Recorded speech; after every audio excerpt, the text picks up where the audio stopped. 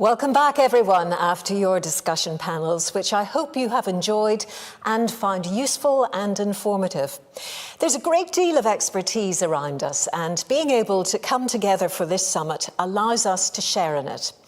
One of the initial speakers this morning was the German Education Minister, Anja Karliczek, Germany, currently holding the EU presidency. Well, next month, at the beginning of 2021, it will be the turn of Portugal to take over.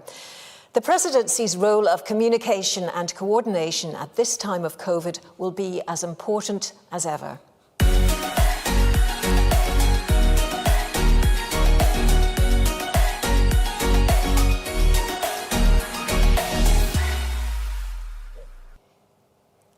And I'm very pleased to be able to welcome a statement now from the Minister of Education, who joins us from Portugal, Tiago Brandão Rodrigues, along with his colleague Manuel Heitor, who is the Minister of Science, Technology and Higher Education in Portugal.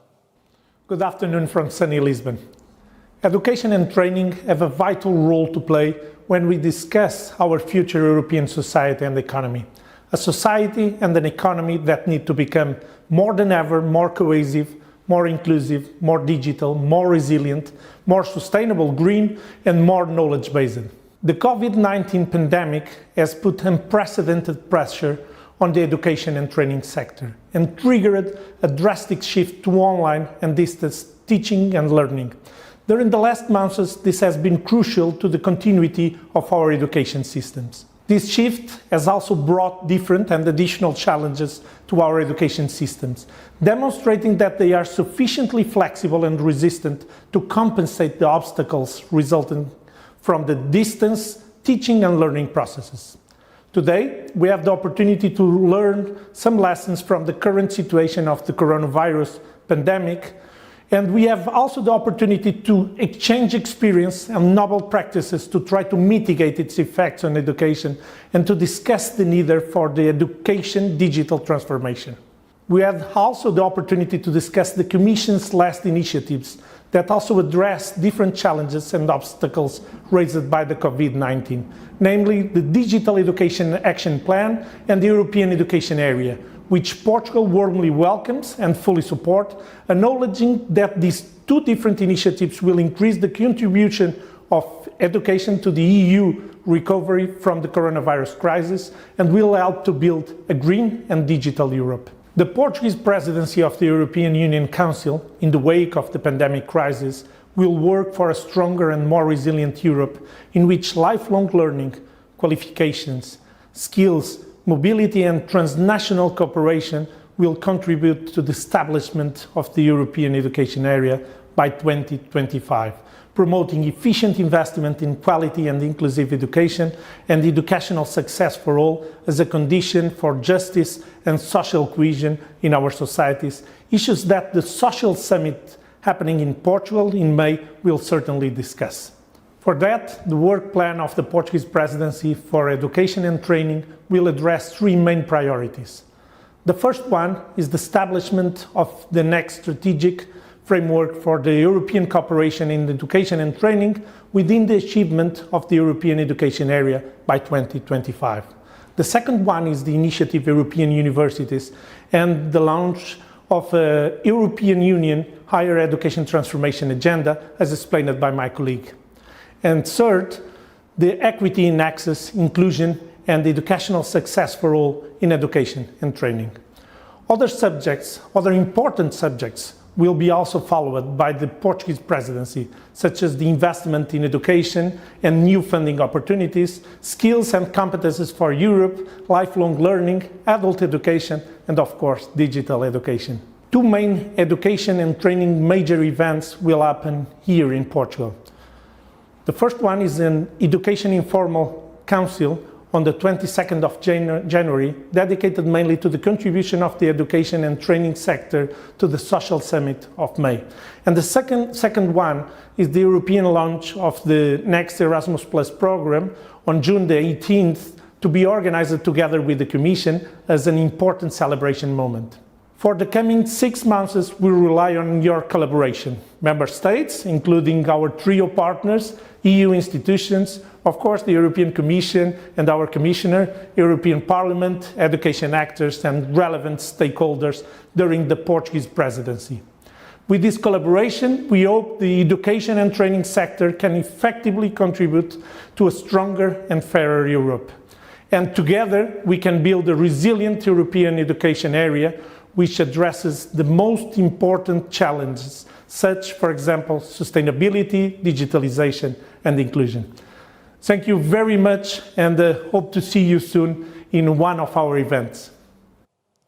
Let me focus on higher education and to share with you 4 main objectives, certainly for the Portuguese presidency of the European Union, but in general, how we challenge these days higher education.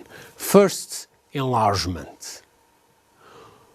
The goal of throughout every single European region, we arrive in 2030 with 6 out of 10 20 years old kids with participating in higher education should be our goal.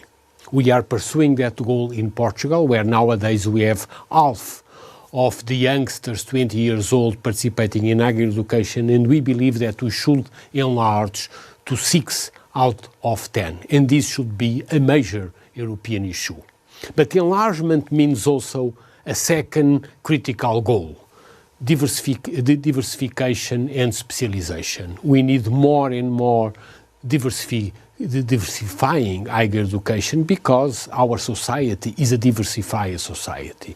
In Portugal, we have essentially polytechnics and universities, and we believe that diversification of higher education throughout the landscape of different activities will be critical for Europe at large, and that should be done together with further specialization, which particularly at the level of postgraduate education is important. And digital transformation facilitates but also stimulates this dual understanding of diversification and specialization, particularly towards the idea of reskilling, but also upskilling at a dynamic and continuous process. But again, enlargement, diversification and specialization can only be done with better employment, and then can be achieved through a throughout articulation of education, research and innovation. And this triangulation, which again has become a critical issue in Europe worldwide, should be more and more a critical role of higher education.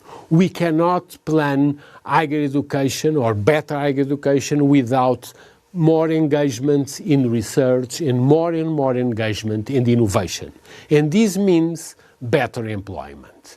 So the core responsibility of higher education institutions to create more and better jobs throughout Europe should be our target of public policies more and more engaged on private and business strategies and of public administration. We need to create more jobs, but also better jobs, better skilled jobs, and these do require a closer and closer integration of research, education and innovation. Last but not least, our ultimate European DNA associated with an European culture, and therefore we need to emphasize more and more the Erasmus mentality within our youngsters, but also within our institutions of higher education.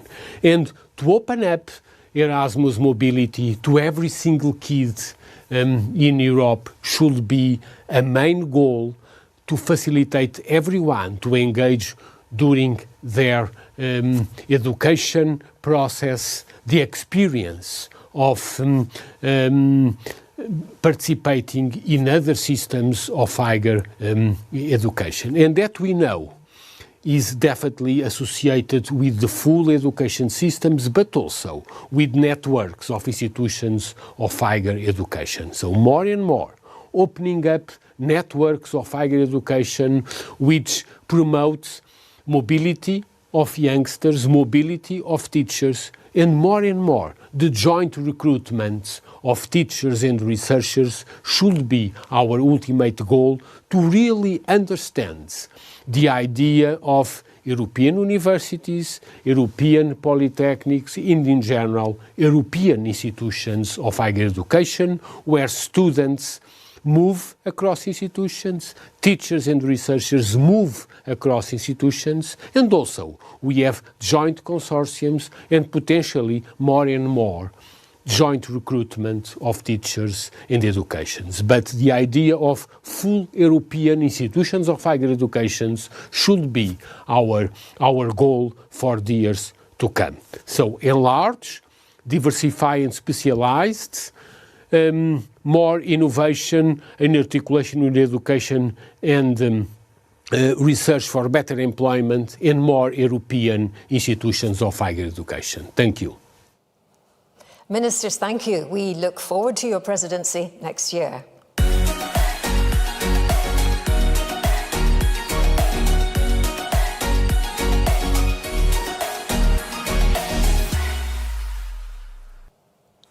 And so we reach the end of our summit, and it's time for our Commissioner, Maria Gabriel, to join us with her concluding remarks. Ministers, honourable members of the European Parliament, partners and representatives of the education community, ladies and gentlemen, this has been a fruitful day. We celebrated the value of education and look at the lessons we learned during these difficult times in order to be better prepared for the future. You have shown energy and enthusiasm. It has been my pleasure to host such an engaging and inspiring discussion. I have learned a lot from you. Your experiences and ideas will guide us in the work ahead. During the pandemic, we witnessed how increased cooperation in Europe helped member states, from practitioners to politicians, to cope with the crisis. Today, I encourage you to continue this close partnership and cooperation through different initiatives, such as the Digital Education Hub, Erasmus Teacher Academies, Education for Climate Coalition, European Universities Alliances, Transformation Agenda for Higher Education, just to name a few. I also talked about the benefits of high-performing digital education ecosystems and improving the digital competencies of all citizens. I shared with you my intention to launch a feasibility study on the creation of a European exchange platform, as we need a secure online environment and quality content that is free for everyone. We also highlighted the potential for enhanced cooperation across the knowledge fields, education, research and innovation, including in the digital space. We'll keep on exchanging and providing mutual support. Just over a week ago, ministers exchanged views on the objectives of the future European cooperation in education and training. I'm very pleased that this summit has provided an opportunity to make a deep dive into these future perspectives. This is only the beginning of our journey towards building an efficient, agile and result-oriented framework for cooperation to support the achievement of the European education area and to deliver on the Digital Education Action Plan. Your Excellencies, ladies and gentlemen, digitalization in schools does not mean bringing old methods into a new learning space. To give you an example, a digitalized traditional textbook itself does not make the difference. An individualized learning experience does. To allow for such individualized learning experiences, we need state-of-the-art education systems all over Europe. As has been emphasized many times today, the current crisis has revealed the strengths and weaknesses of our education systems. We need to use this as a turning point to bring about a positive change and innovative ideas. It is important to overcome digital divide, not only to enable the continuation of the education process, but also to enable people to reap the benefits of the digital transformation and be fit for the labour market of the future. We need to work together to bridge existing gaps, and I insist on the key role that teachers play. Successful digital transformation cannot succeed without teachers. The initial training and continuing professional development of teachers has to keep them competent and confident in the use of digital tools in teaching and learning. And of course, the exchange of knowledge and practices at European level needs to be stepped up. Other issues not directly linked to the crisis also deserve our attention and action. We need, for example, to rethink how we approach gender equality in education and training across all levels and sectors. As we have heard, today's stereotypes in educational settings can have a significant impact on equality of outcomes and future careers for women and men alike. Thus, I'm committed to building the European education area on the values of equality and inclusion, and to finding new solutions through our actions to challenge the status quo. The Digital Education Action Plan will also be instrumental for creating incentives for the increased participation of women in digital studies and career. And European societies are still facing the crisis. I'm convinced that Europe's perspectives and talents will even amplify through cooperation, including in the digital space. There are no boundaries for learning from each other. And of course, the future Erasmus program will be there to help us achieve these goals. We have worked hard to prepare a new program which lives up to our ambitions and which is greener, more inclusive and digital. With a larger budget, the new Erasmus Plus will also contribute to the recovery from the effects of the pandemic and will support even more cooperation projects to address the pressing challenges of our times. However, the Erasmus program alone is not enough.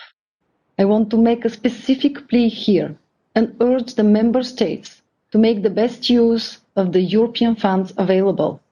I encourage them to use, in particular, the Recovery and Resilience Facility, to improve digital infrastructure and equipment, digital skills, and the use of digital technologies for teaching. It is important that member states include digital education in their draft recovery and resilience plans. Education is an investment in a great public good. It is up to all of us, institutions, member states, representatives of the education community, to make the European education area a reality. I'm looking forward to it and to our close cooperation to achieve it. Thank you. Commissioner, ladies and gentlemen, thank you so much for joining us for this, our third European Education Summit, albeit virtual. Next time, let's hope we meet in person and enjoy the advantages of lots of social interaction too. But in the meantime, I hope you keep safe and well, and all very best wishes for the challenges of the months ahead. Good evening.